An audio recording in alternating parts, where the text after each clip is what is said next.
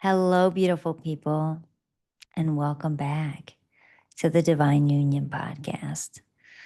And today is episode 3 of a 4-part series all around desire and how to cultivate desire in relationship, talking about it from all different angles. And today we're going to be digging into the elements, 2 elements, fire and air, and the importance of both for sustaining desire long term in a way where you get to maintain that sense of heat, that sense of excitement and passion.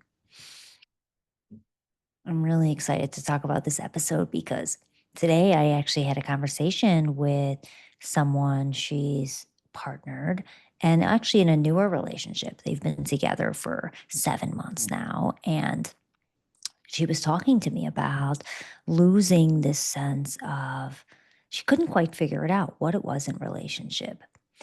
And she had said to me, I just feel like it's too safe. I feel too safe. And that was her words. And it's so fitting given this episode. I'm recording it the night before. It's going live tomorrow. And it's just so funny because this is it, and safety is essential for a relationship. But how do we understand, and this is what I want to teach you, is to have greater sensitivity to the elements in relationship of fire and air. Because when you do and you understand how to create spaciousness for the fire to burn, it's going to help you sustain desire longer term. Otherwise, what happens is you end up in this relationship where you feel like it's monotonous or it's so routine, or sometimes it feels so safe, but you don't feel that excitement, that mystery, that intrigue that we often feel in the beginning stages of a relationship. And we often think that, oh, that's not something that, you can have long term. It's really only in the beginning, but it's not true. And it's when you understand energetics of polarity, this is what's essential to creating desire that stands the test of time. I don't want to say stands the test of time because the only constant in life is change, but this is how you maintain a longer lifespan of desire in relationship. And for her, when we were in that conversation, that sense of safety was they lost that sense of air in relationship. And so the fire burned out. Because if a fire doesn't have air, it extinguishes. So you can think about it like if you are with partner and you're spending every moment together and you're sharing about everything that's on your mind, everything on their mind. You don't have much to talk about other than the daily to-dos because you're together so much. You don't have that sense of air. And so naturally what happens, it deadens the passion and the fire. And so how we can bring that back, because you may be listening and being like, okay, I'm in a long-term relationship or we have kids. How am I going to have air? We see each other all the time. We have to talk about the day-to-day things. And so ways that you can cultivate air, I will share about. Before I do, I want to speak about everybody's intimacy meter is different. So some people, their intimacy meter is more sensitive than others. So maybe someone in relationship, maybe it's you, maybe it's partner. Let's say it's you, if you're listening. Perhaps you desire a lot of frequent connection. Maybe it's a lot of verbal connection, communication. Maybe you want a lot of physical touch, quality time. And maybe for you, that's important. That builds your desire. Now, maybe your partner likes some mystery. Maybe they need a little mystery for the turn on. Maybe they need a little tension. Now, tension, we often think is a bad thing. Tension isn't a bad thing. Tension can mean we just shared a beautiful moment. And instead of filling it with words, we look in each other's eyes. There's a little bit of a silence. It's a little awkward. That creates a little tension. Yeah. Now, awkward, exciting, same line. Yeah. So that's a good thing when there's a little bit of that tension. It's the same tension how in the beginning stages of a relationship, think about before you're physical with someone, that feeling of desiring to be physical. There's a little bit of that tension when you haven't made contact. Maybe you're just holding hands, but you haven't kissed yet, right? That's that tension. We want to have sensitivity to maintaining and to cultivating. And so to bring air in relationship, it's finding ways where you can let healthy tension naturally be. So you don't want to manufacture it. It's not a game. It's just how do I bring in a little bit of tension? So for example, you have a beauty. I want you to think about lightening of heavy moments. This can be conflict. This can be intimacy. So if you just had a beautiful moment, maybe you just did something very sweet to partner and you're looking in their eyes and you have a sweet moment. Now, what does the moment need? Now, if you have sensitivity to that, and everyone's different, so you take what jives for you. You have sensitivity to that, and then you say, okay, ooh, it's feeling heavy. Yeah. How do we create a little lightness here now? Make a little joke, make a silly face, blow a funny kiss, right? To kind of close the moment for a moment. Doesn't mean you can't go back there. Take a pause, disconnect, close your eyes, take a breath, and appreciate the beauty of that moment. Like finding ways to uh, bring a little bit of air so that the fire can sustain.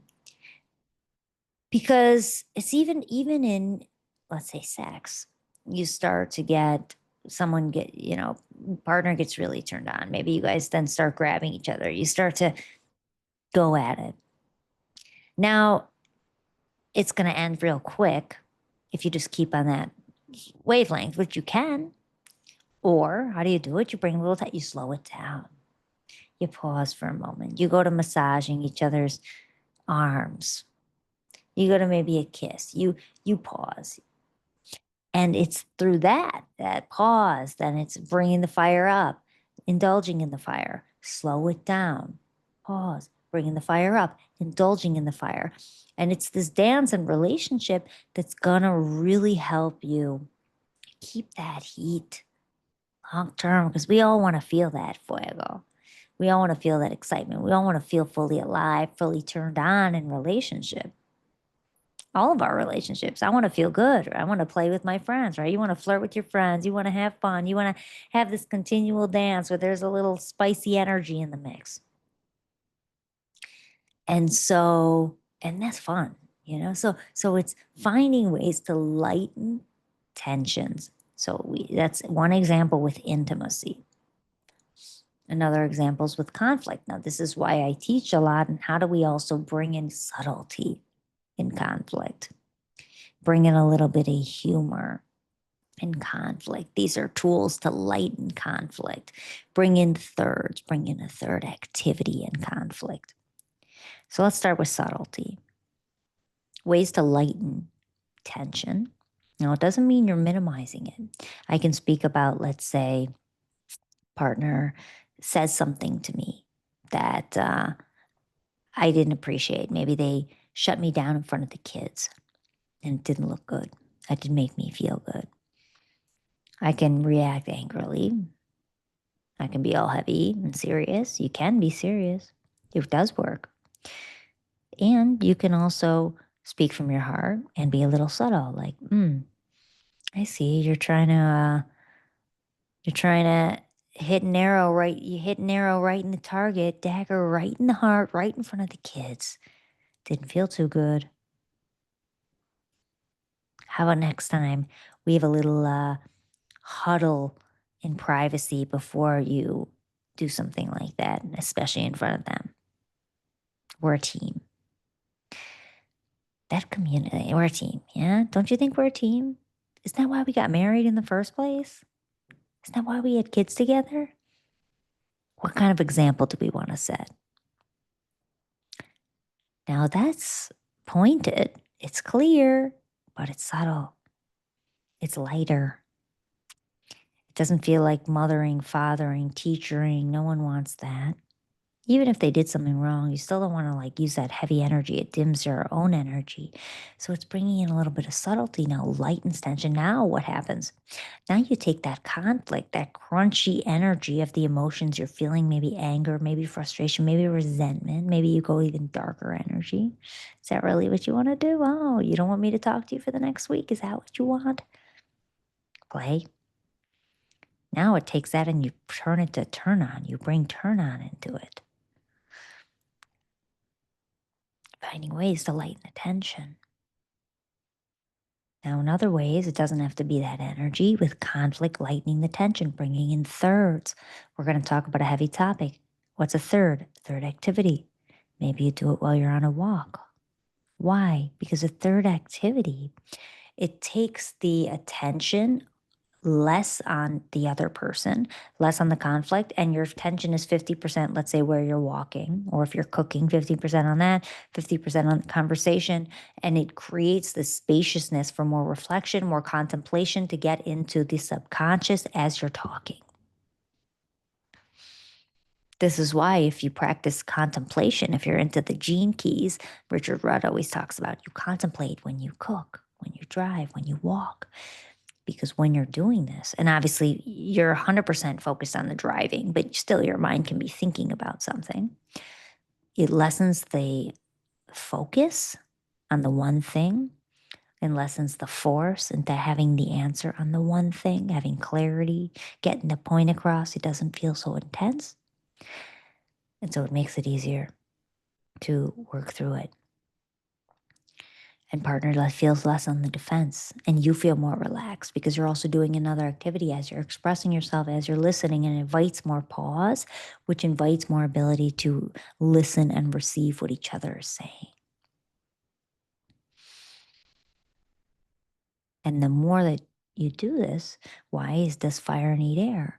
Because it's going to help the relationship. You're going to have more seamless, not seamless because conflict always happens, but you're going to have more effective conflict management. You're going to be able to fight with more love. It doesn't have to be fighting with such intensity, fighting with hating each other, fighting with sour moods where it dims your energy.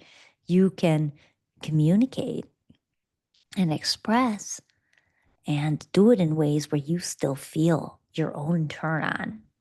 You still feel sexy. No one feels sexy. You don't feel like a queen. You don't feel like a king when you gotta yell, when you gotta be frustrated, when you gotta shut down, when you avoid. That doesn't make any of us feel empowered. When you close, when you let your partner just kind of beat you up, like all the things, emotionally, whatever. You feel good when you express yourself. You say what you want. You say who you are. You say when something doesn't feel good.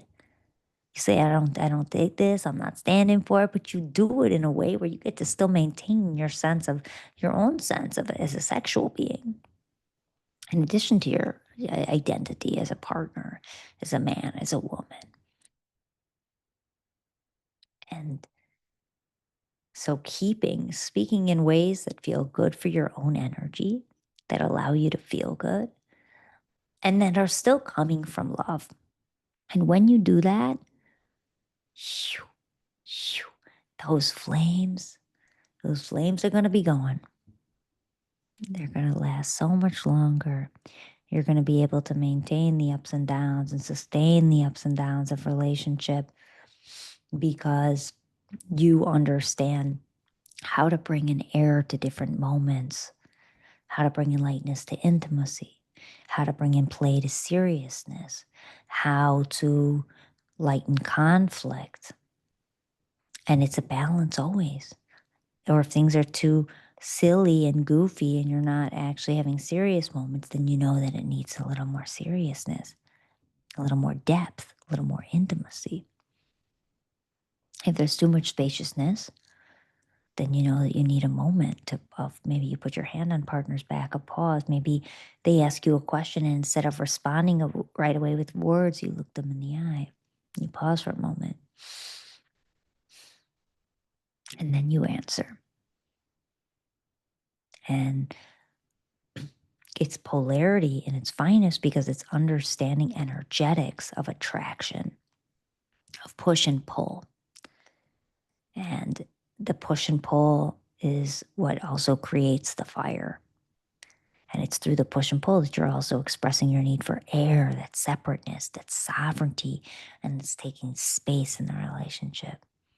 So think of fire as closeness, connection, passion, and the air is the space. And always finding that balance in every moment. And it's such a practice. And this is something, if you're not partnered, even if you are partnered, let me take a sip of water here. Even if you are partnered or single, you can practice this with anybody. I, as a lover of polarity, an expert in polarity, I love to play with polarity with everyone I meet. Always. Because I need polarity to feel alive. That's why I teach on this work. I want to feel passion in my relationships. I want to feel enlivened. I want to consistently want to lean in. I don't want to be bored by you. If you're my partner, if you're my family member, if you're my friend. And I don't want you to feel bored by me. So I have to continue to cultivate me, to keep myself interested and interesting, coming back to myself, cultivating my own passions. And I like to give air to moments in conflict and in emotional intimacy and in physical intimacy, because then it's a dance of things always feel new. They feel exciting. They feel mysterious. It's not monotonous because they don't know what to expect. You got close one moment, then you take a little space one moment, you give space, you give silence. There's no codependency of, I need you to make me feel good. I need you to constantly be engaged with me. I need you to constantly be talking to me. And that creates a little bit of healthy mystery because it's, what are they thinking? How are they responding in this moment? You don't have to share everything about your inner experience with another.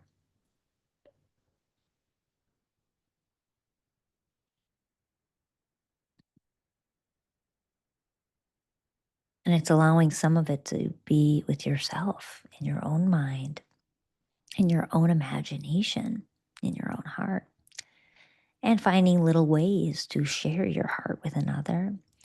And it's also that dance because the fire and air example, it's if you meet somebody and they tell you their entire life story in the first sitting, there's no mystery there.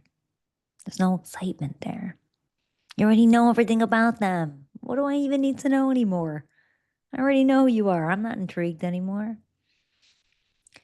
And so it's restraint, healthy restraint. I don't need to share everything in one go. Seeing the value of air. Not mystery is a game. We don't think of it like I'm going to play games, but I really want to. It's truly understanding the concept of polarity and the value it adds in relationship. And then it's learning how to, and it actually helps you not go into codependency of merging and losing self. It's going to help empower you to remain in your sovereign self.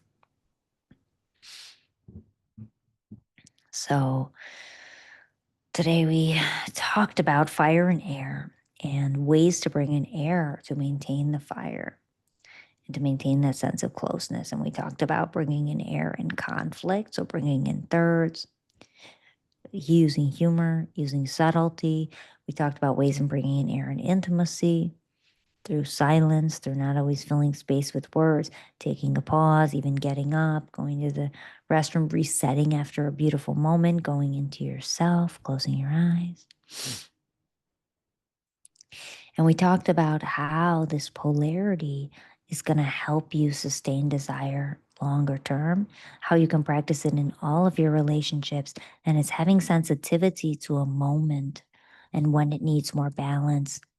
So when it feels heavy and when to bring in lightness or when to bring in play, when to balance the intimacy and the connection with the sovereignty and the independence.